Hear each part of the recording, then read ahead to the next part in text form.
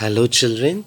Now we will learn a story about how elephant got the huge trunk.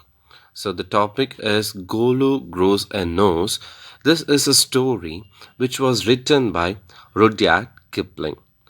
Long, long ago, the elephant had no trunk. He had only a bulgy nose as big as a boot. So there was a small baby elephant called Golu who had no trunk but only a bulgy nose as small as a boot. He could wiggle it from side to side but couldn't pick up things with it. Golu was full of questions. It was a naughty elephant. Instead of the nose, they had only short one. Now, Golu is full of questions. He asked his tall aunt, the ostrich, why don't you ever fly like other birds? Then he asked his tall uncle, the giraffe, what makes your skin so spotty? He asked his huge uncle, the hippopotamus, why are your eyes always so red?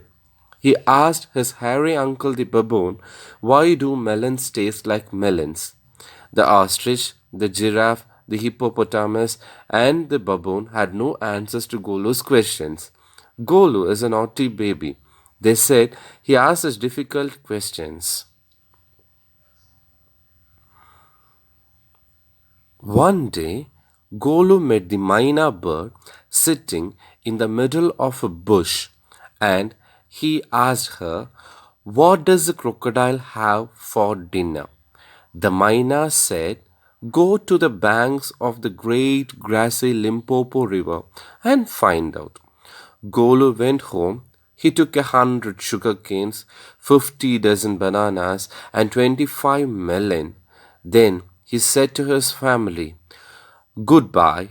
I'm going to great grassy Limpopo River. I'll find out what the crocodile will have for its dinner. He had never seen a crocodile before, and he didn't know what one looks like. So now on his way, he met a python and asked him, have you ever seen a crocodile? What does he look like? What does he have for dinner? The python uncoiled himself from the branch of a tree and said nothing. Golu politely helped him to coil around the branch again and said goodbye to him. Now Golu moved on, eating sugarcane, banana, and melons.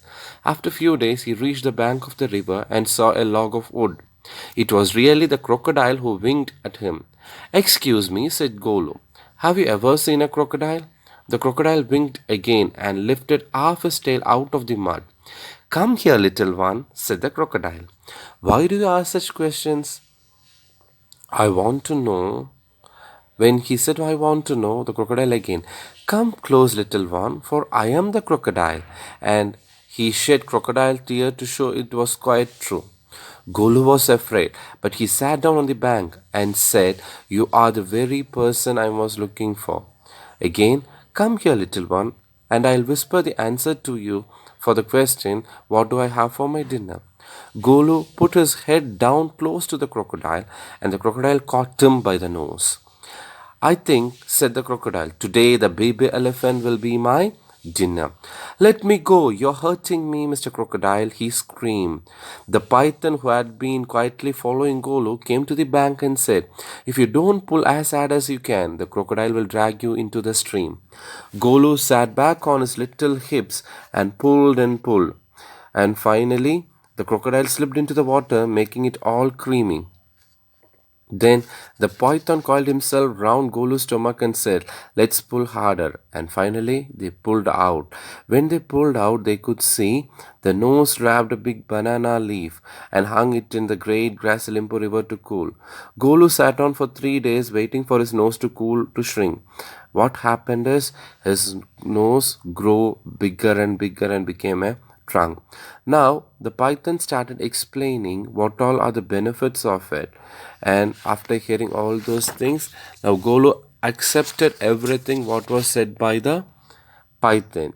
The small nose now became a trunk which was capable enough to pluck a large bundle of grass to dust against his forelegs, stuff into his mouth.